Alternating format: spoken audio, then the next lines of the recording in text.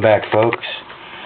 While I'm waiting on the new camera, I figured I could make some videos about the tools. I said I was going to talk about specialty tools being so important. You definitely want to get them. So I laid them out here. You have all your hex drivers. I believe it's 1.5 to like 332 or something. There's a lot of them. Because most everything on the RC cars today is hex. There is a lot of Phillips and common head, flathead and Phillips, as people know it, of course, as well. Ball drivers and like an ice pick. This can become one of your best buddies right here. You're gonna want one of those. They're great for popping axle pins and A-arm pins and stuff like that. Like I said, your hammer, real important, brass and plastic, made for RC cars, because you don't want to beat on it with a big ass steel hammer. Really important is your header spring tool, become one of your best buddies too. E-clip installer and remover tool, E-ring, your clutch your clutch flywheel tool. You want that really bad. Your piston stop tool, that's another really important one. Your clutch nut tool, 2 different sizes. Your clutch shoe installer and removal tool, interesting, a little hard to use. Your clutch spring removal installer adjuster tool. Your E-clip tools here, these little guys, they work great. And then of course your Phillips and common head screwdrivers. That's pretty much it, actually. That's really all you're going to need. Get the job done and get it done right and not break stuff like I did in the past. And you might want to get yourself a little flashlight, a little LED light, you know. You might want to get yourself one of those. It's not really much, you know, I mean, pretty simple, really. So I hope that camera's coming in soon. You know, like I said, I want to get back to the projects and get those done, because the expense is killing me. I want to get those done in a bad way. I'm probably going to go ahead and place an order later this month for the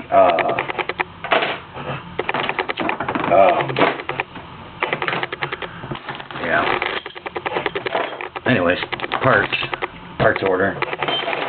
Go ahead and go with the T-Max,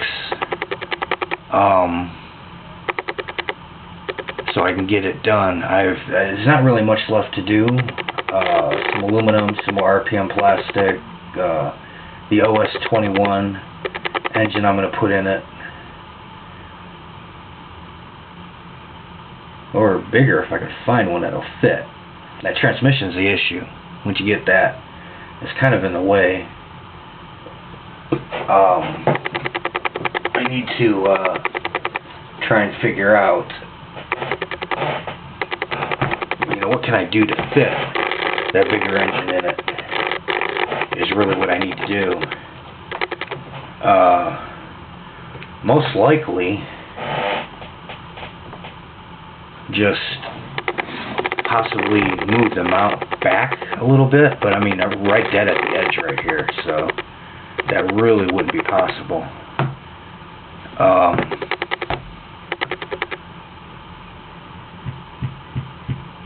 You find an engine that's got a short block. Basically what I need to do, and that way it'll fit. Transmission, I really can't move it either, actually. I did see one guy put a 3.3 in his T-Max. It was a 2.5R T-Max, this one right here. How the hell you fit it in there? And it fit. Problem with the 3.3, the block's longer. So you wind up having your clutch bell hitting your transmission housing, and then you're nowhere near lining up on the mounts. That's why I can't put it in here. Been there, tried that. I don't know how he did it. He must have an older version, I guess. I don't know. Kind of curious about that, though. Something I noticed, though, assembler error here. The battery box is actually angled. Huh? Dumbasses. I found so many assembler errors so far on this truck. I should have paid a lot less money for it, let me tell you. I really should have.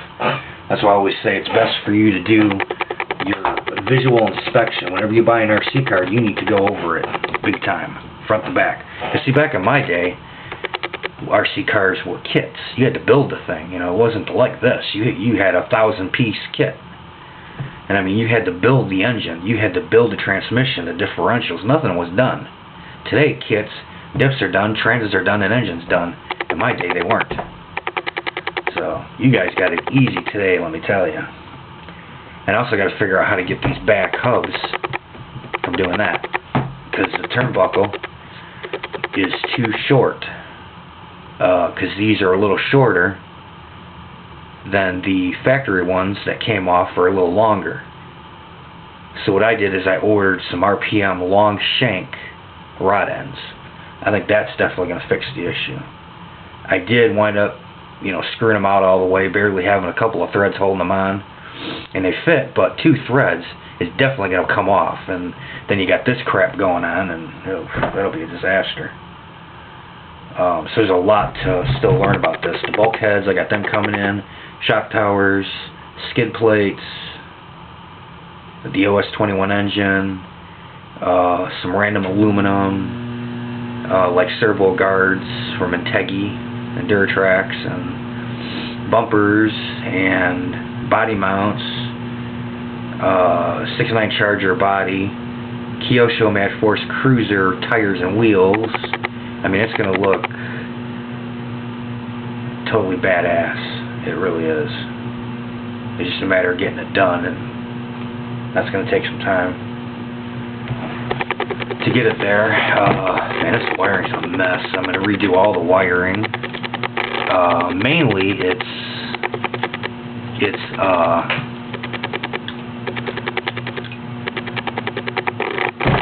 was all run like underneath things, you know, which really wasn't bad. It looked good.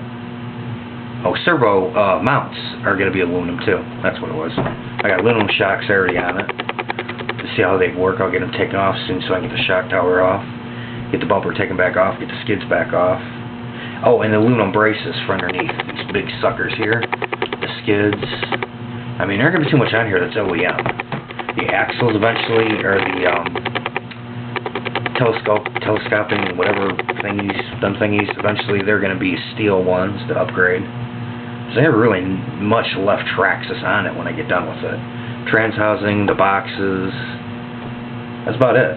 Everything else is going to be all aftermarket. So it's going to be a pretty nice, fun project, and it's going to look badass when it's done. But like I said, the arms and hubs, it's basically take off and replace. So you take off the factory, put in one of these.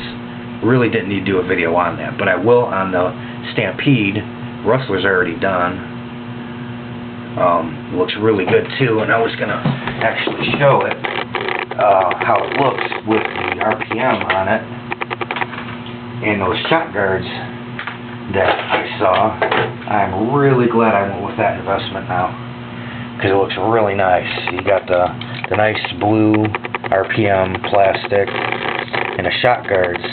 One thing about the shocks on the Stampede is when I took it out of the box and I first got the Stampede, I messed with the shocks and it did that right there. It came right out. I mean, it is barely being held in this little cup here. It's barely holding it. Really pisses me off. So, the shock guards replace that piece. This whole piece right here all comes off and it's replaced with the shock guard.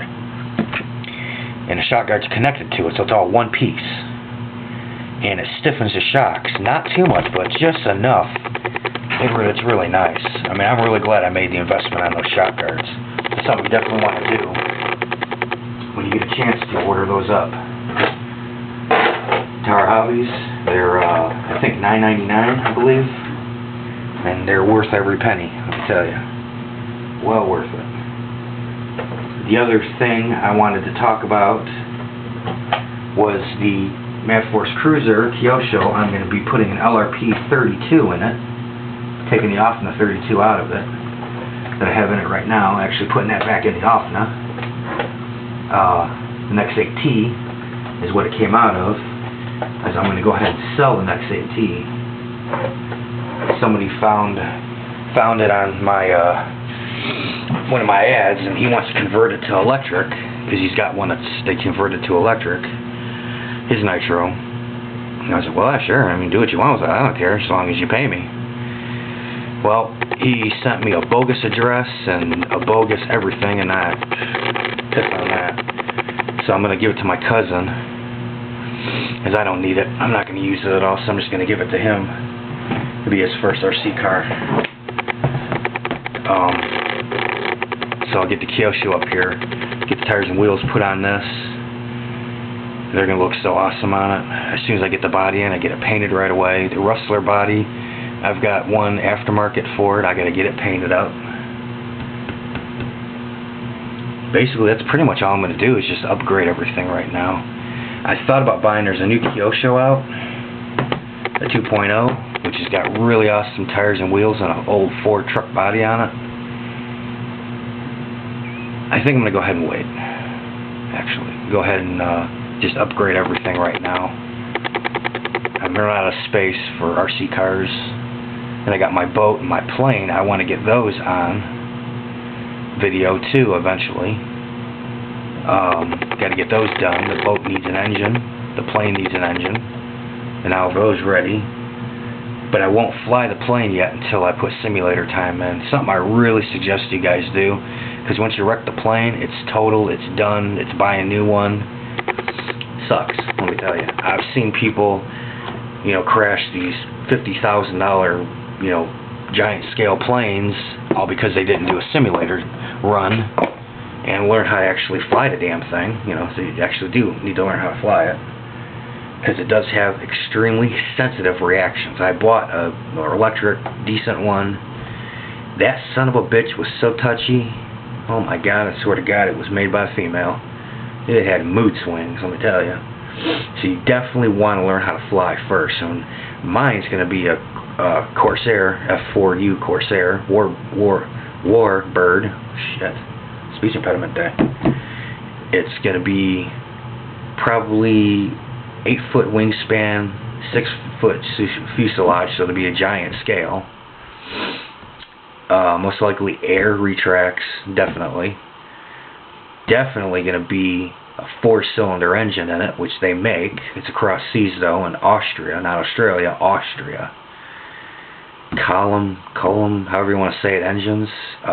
He started out with singles, and now he's up to 4-cylinder engines, made for giant scale planes. So definitely going to be a big bitch, and heavy too. And I am going to buy the one where the wing bolts underneath, so I can take it apart and store it. Because I sure as hell ain't building a goddamn hangar. You know, fucking thing's going to be huge. I can't do that. I got that kind of money. Other than that, that's pretty much it. And I'm just going to show the tools and everything, and explain that the what is the big, you know, deal about the top qualifier with the TCM, or whatever they call it. Basically what it is, it's like a gyro and a heli. Alright, you fly the heli up, and it's all over the place. It's like, holy crap, I can't fly this damn thing. What the hell? The gyro just balances it out. So this right here, the multifunction switch, is for the TSM. It's basically traction control. The more you give it, the better control you have. You turn it off, and it's just squirrely all over the place, bad out of hell like everything I drive, because I have power issues, really bad. This will take care of that. If it works out well, Futaba's ground stick radio has traction control in it, same thing. And it works better than this does. Way better. So you can yank it back full throttle, and your TCM's set for, say, half throttle, so that way you don't screw up and wipe out and crash your truck. So it's definitely a plus to have it, so I'm going to do that.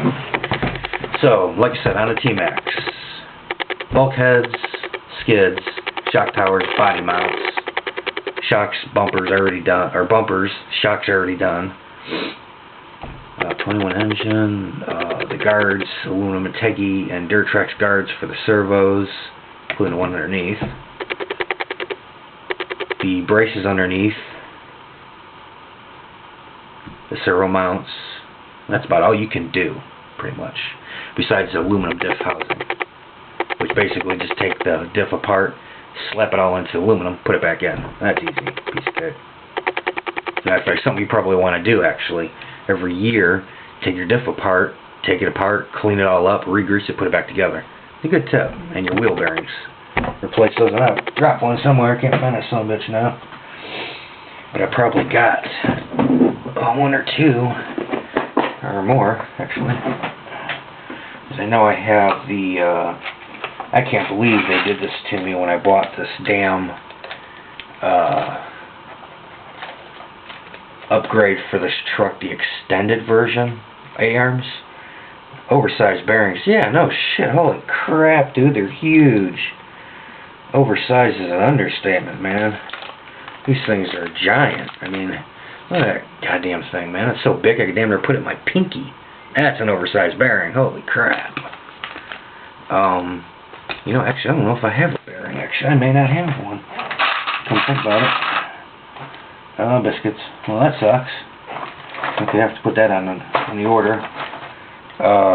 Actually, it probably wouldn't be a bad idea to order at least one A-arm and hub kit.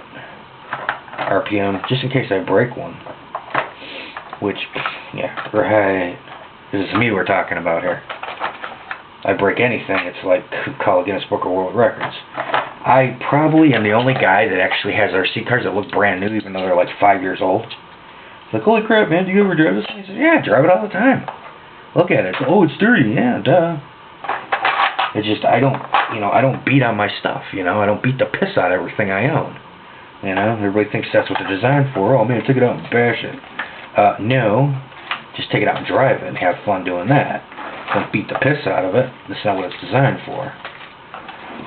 That's what everybody thinks. Everybody does it. And then they're like, oh, man, it's broke. It's like, yeah, no shit. What the fuck you think it's going to do? Fly?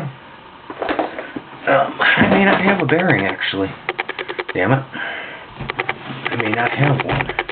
I don't have to order some just for a fucking bearing, man. I usually don't use bad language because this is most likely going to be youngsters on here. Oh, okay, yeah, same size. Okay, yep, I got it. I got it. Same size bearing. That's what I thought, actually. I pondered that as the same size, but, you know, didn't know for sure. I need to get tires and wheels put back on it before I start losing more bearings. If anything, I could slap the wheel nuts back on. That'll hold them in place. Won't let them move. Definitely won't let them come off. I got such a mess of parts laying everywhere. It's like, holy shit. It's like, you got enough? It's like, yeah, I do. I got them everywhere. Parts up the yin-yang. Join the club. And here's the axle. This big nut bitch. Definitely won't let them come out. But the wheel nut should be more than enough to hold that bearing in place. So won't worry too much about it.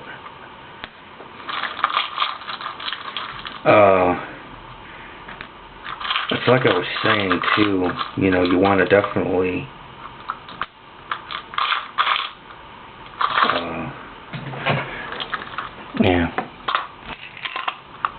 you want to definitely get those tools. Like I said, definitely get specialty tools. You're going to need them. But I'll end it here on that note. Take care. See you.